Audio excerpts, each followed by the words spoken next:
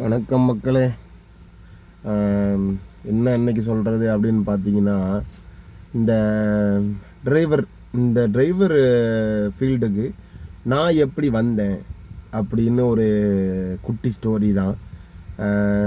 எப்படி இந்த டிரைவர் ஃபீல்டுக்கு உள்ளே வந்தேன் அப்படின்னு, நான் வந்து 10th படிச்சுட்டு இருந்தேன். 9th 10th படிக்கும்போது பார்த்தீங்கன்னா, எங்கள் சர்ச்சில் வந்து ஓட்டிகிட்டு கிச்சன்லாம் வேலை செய்வோம். வேலை செஞ்சுட்டு இருக்கும்போது ஆனால் சர்ச்சு கார்லாம் இருக்கும் பார்த்தீங்களா, அப்போ வந்து வண்டி என்ன ஒரு ரவுண்டு கொடுண்ணே அப்படின்னு கற்றுக்கிட்டேன். வண்டி கற்றுக்கிட்டது அப்படி அது. ஆனால் அதுக்கு முன்னாடி கதை சொல்கிறேங்களுங்க. நம்ம வந்து சின்ன பிள்ளையாக இருக்கும் போது எல்லோரும் என்கிட்ட கேட்பாங்க, என்னப்பா ஆக போகிற, எல்லோரும் கேட்பாங்க இல்லையா, என்னப்பா பெரிய ஆளாகி என்ன ஆக போகிற, என்ன இந்த நம்ம இந்த படத்தில் சொல்கிற மாதிரி what is aim in your life அப்படின்னு கேட்குற மாதிரி எல்லோரும் கேட்டாங்க, என்ன போவோம் எய்ம் அப்படின்னு. நம்ம அந்த சின்ன பிள்ளையில நான் வந்து பைலட் ஆகணும்னு ஆசை அப்படின்னு எல்லார்ட்டையும் சொல்லிட்டு இருந்தேன். சரியா, ஒரு குறிப்பிட்ட வயசு வந்துச்சுல, ஒரு 6ஆப்பு 7ஆப்பு 8ஆப்பு படிக்கும் போதெல்லாம் நமக்கு தெரிஞ்சிச்சு, சரி பைலட்லாம் நம்மளால் ஆக முடியாது அப்படின்னு. நம்ம குடும்ப இது வச்சு பார்த்து, நம்ம தமிழ் இதெல்லாம் வச்சு பார்த்து, நம்ம ஒன்றும் படிக்கலையே, நம்மெல்லாம் பைலட் ஆக முடியாது. சரி, அப்போ அதுக்கு கீழே என்ன இருக்குது அப்படின்னு பார்த்தா, ட்ரெயின் ஓட்டுவோம் அப்படின்னு ஒரு ஆசை வந்துச்சு. சரி, ட்ரெயின் ஓட்டணும் அட்லீஸ்ட் அப்படின்னு சொல்லி ஒரு ஆசை வந்து ட்ரெயின் ஓட்டணும் அப்படின்னு நினச்சேன். அதுக்கப்புறம் ஒரு 10ஆப்புலாம் படிக்கும் போது தான் தெரிஞ்சிச்சு, ட்ரெயின் ஓட்டுறதுக்கும் ரொம்ப கஷ்டம். நம்ம படிப்பு ஒன்றும் இல்லையா, ஒன்றும் வேலைக்கு பத்தாதுக்கு நிறைய பேர் என்ன சொன்னாங்கன்னா, அதில் மெடிக்கல் டெஸ்ட்லாம் இருக்குது, மெடிக்கல் டெஸ்ட்டில் வந்து இந்த மாதிரி இப்படி பண்ணுவாங்க, அப்படி பண்ணாங்க. நம்ம கொஞ்சம் ஷை டைப்பா, அதனால் மெடிக்கல் டெஸ்ட்டில் இப்படிலாம் போய் நிற்கணும் அங்கே அப்படின்னு சொல்லிட்டாங்களா. நமக்கு அது ஒரு மாதிரியா ஆயிடுச்சு. ஐயோ, அப்போ அதுவும் வேண்டாம் அப்படின்னு சொல்லியாச்சு. அப்போ அதுவும் ஓட்ட முடியாது அப்படின்றனால வந்தாச்சு. சரி, அப்புறமேட்டு என்ன பண்ணோன்னா, சரி அதுக்கு கீழே நமக்கு வந்து கார் ஓட்டுவோம். சரி, கார் கற்றுப்போம், பெரிய கார்லாம் ஓட்டணும் அப்படின்னு ஆசை.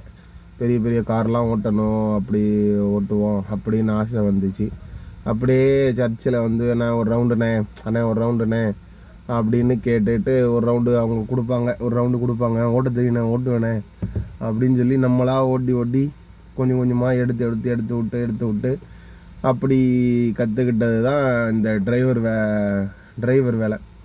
அப்போ என்ன சொல்லிட்டாங்க அப்படின்னா, நமக்கு 10ஆப்பு படிக்கும் போது நம்ம என்னடானா யார் பேச்சையும் கேட்காம இல்லை அப்படி அலைஞ்சிட்டு இருந்தோமா, வண்டி ஓட்ட கற்றுக்கிட்டோடனே கொஞ்சம் இதுவாகிடுச்சு. சரி ரைட்டு, அவங்க எல்லாம் இது என்ன சொன்னாங்கன்னா, நிறைய பேர் என்ன சொன்னாங்கன்னா, டிரைவர் ஆகிட்டா நல்ல லைஃப் இருக்குது.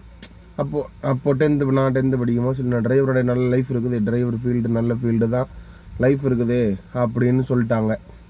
நம்ம சரி அப்போது டிரைவர் ஆகிடுவோம். அப்போது ஒரு இடத்துல நிரந்தரமாக வேலை செஞ்சோன்னா அவங்களே உங்களுக்கு இது பண்ணிவிடுவாங்க, லைஃப் லாங் ஃபுல்லாக செட்டில் பண்ணிவிடுவாங்க. அப்படி இப்படின்னு நம்ம ஈஸியாக போகிறதுக்கு இல்லை. ஆனால் டிரைவர் ஃபீல்டு நல்ல ஃபீல்டு, சூப்பர் ஃபீல்டு அப்படி இப்படின்னாங்க. சரி, நம்ம சொந்தக்காரங்களையும் நிறையா பேர் டிரைவர் தானா, நம்ம அம்மா எல்லாம் வேன் வச்சு ஓட்டுறாங்களா, எல்லாம் டிரைவர் தானா, சரி நம்மளும் அப்படி போவோம், டிரைவராகவே ஆடுவோம் அப்படின்னு சொல்லி நம்ம டிரைவர் ஆயிடலாம் அப்படின்னு சொல்லி ஃபஸ்ட்டு நான் வந்து ஒரு டிரைவர் வேலைக்கு சேர்ந்தது வந்து ஒரு ஓம்னி. அந்த ஓம்னியில் அது வந்து சைக்கிள் கடை, ஸ்பேர் பார்ட்ஸ் விற்கிற கம்பெனி. கடைக்கு போய் அந்த ஓம்னியில் போய் டெலிவரி பண்ணணும் அந்த ஸ்பேர் பார்ட்ஸை.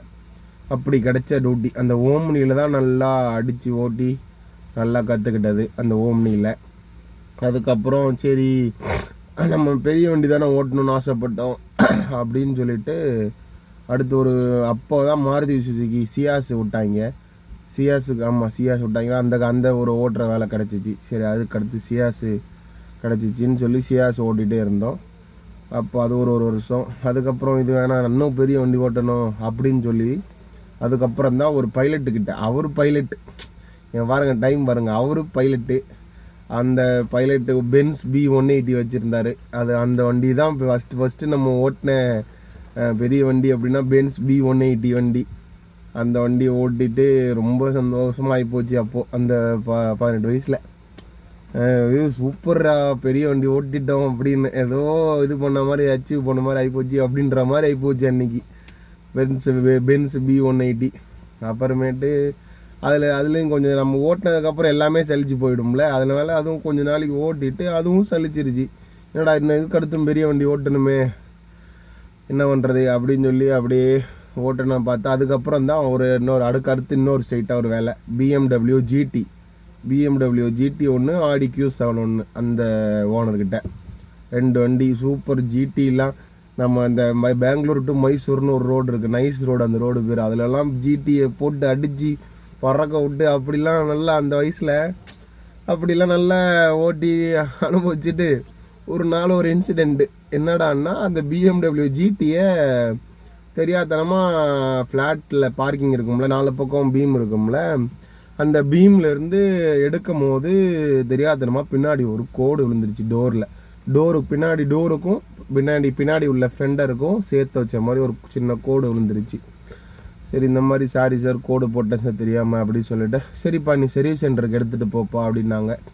எடுத்துகிட்டு போனால் அங்கே என்னடான்னா 35,000 40,000 ஏதோ சொன்னாங்க. அப்போ எனக்கு ஞாபகம் இல்லை கரெக்டாக. அப்படி சொன்னாங்க. இந்த மாதிரி சொல்கிறாங்க சார்னா, சரிப்பா நீ பே பண்ணி எடுத்துகிட்டு வந்துருப்பா அப்படின்ட்டாங்க. என்னது நான் பே பண்ணி எடுத்துகிட்டு வருவா?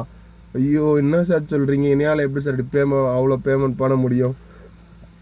நீ தானப்பா பே பண்ணி எடுத்துகிட்டு வரணும் அப்படின்னாங்க. அப்போ தான் நமக்கு தெரிஞ்சு ஐயோ இந்த மாதிரி ஒரு சிக்கல் இருக்குதா அதில் அப்படின்னு. அதுக்கப்புறம் அவங்க தான் பே பண்ணாங்க. நான் 2 மாதம் சம்பளம் வேலை செஞ்சுட்டு கழிச்சிட்டு போகிறேன் சார்னே. 2 மாதம் வேலை செஞ்சு கழிச்சிட்டு தான் வந்தேன் அந்த காசை. அதுக்கப்புறம் வெறுத்துருச்சு, என்னடா இது இப்படி ஒரு ரிஸ்க் இருக்குதா அப்படின்னு. சரி, அதுக்கப்புறம் ஃபுல்லாகவே ஆக்டிங் டிரைவர், நல்லபடியாக ஆக்டிங் டிரைவர். அப்படின்னு ஆக்டிங் டிரைவர்னால் எல்லா வண்டியும் ஓட்டலாமே அப்படின்னு சொல்லிட்டு ஆக்டிங் டிரைவருக்கு வந்தாச்சு. ஆக்டிங் டியூட்டி தான் ஓட்டிகிட்டு இருந்தது இவ்வளோ நாளாக. அதில் எல்லா வண்டியும் அந்த பெரிய லாரி எல்லாமே ஓட்டியாச்சு. எல்லா வண்டியும் ஓட்டி இப்போது என்னன்னா இத்தனை வருஷத்தில் டிரைவர் ஃபீல்டு சூப்பர் ஃபீல்டு அப்படின்னு சொல்லி தான் நம்ம இது பண்ணாங்களா. நம்ம அதான் இப்போ உள்ளே வந்ததுக்கப்புறம் அவ்வளோ கஷ்டம். டிரைவர் ஃபீல்டு சம்பாதிக்கலாம் ஒன்றுமே முடியாது. வாழ்க்கையை ரொட்டேஷன் பண்ணிக்கலாம் டிரைவர் ஃபீல்டில். அது டிரைவர் ஃபீல்டு இருக்கிறவங்க தான் தெரியும் என்ன எப்படி சம்பாதிக்கிறாங்கன்னு ஒன்றும் தெரியல நம்ம இந்த ஃபீல்டில். பார்க்கலாம். எனிவே நம்மளோட டிரைவர் கதை, நான் டிரைவருக்கு வந்த கதையை சொல்லணும் அப்படின்னு நினச்சேன். நல்லா இன்ட்ரெஸ்ட். ஆனால் இப்போது நம்ம சொல்ல மறந்துட்டேன். ஆக்சுவலாக ஏர்போர்ட்டில் போய் இப்போ நின்று, இப்போ ஏர்போர்ட்டில் எப்படின்னா பார்க்கிங் ஒரு இடத்துல இறங்கி நின்று ஒரு இடத்துல நடந்து போய் அங்கே ப்ளக் கார்டு வச்சு இப்படி கையில் கார்டு வச்சு நிற்கணும். நம்ம எல்லாம் ஃபஸ்ட் டைம் இது இப்போது. அப்படி நிற்கும் போதெல்லாம் பைலட்டுலாம் வெளியே வருவாங்க இல்லையா, அப்படி அவங்களெலாம் பார்க்கும் போது அப்படியே என்னடா இது வாழ்க்கை, என்னடா இது அப்படின்ற மாதிரி தான் இப்படி ஆகி போச்சு அப்படின்னு இருக்குது. நம்ம அவங்கள பார்க்கும்போது இப்போது அந்த நிறைய படம் அந்த மாதிரி தான் படம் பார்ப்பேன். இந்த மலையாளத்தில் உயிரே அப்படின்னு ஒரு படம் இருக்குது. அந்த படத்தெல்லாம் பார்த்து ரொம்ப மோட்டிவேட்லாம் ஆவேன்.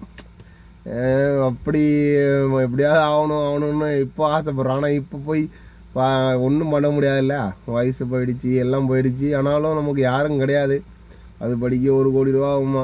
நமக்கு இங்கே 100 ரூபா சாப்பாட்டுக்கே இங்கே நம்ம ஓலா ஊபர் ஓட்டி சாப்பிட்ருக்கோம். அங்கே 1 கோடி ரூபாய்க்கு நம்ம படிக்கிறதுக்கு எங்கே போகிறது? அப்படின்னா அவங்க உள்ளே வரும்போது பார்க்கும்போது அப்படியே நமக்கு என்னடா இது என்ன நினச்சிட்டு இருந்தோம் நம்ம, இப்படி ஆகிப்போச்சே அப்படின்னு இருக்குது.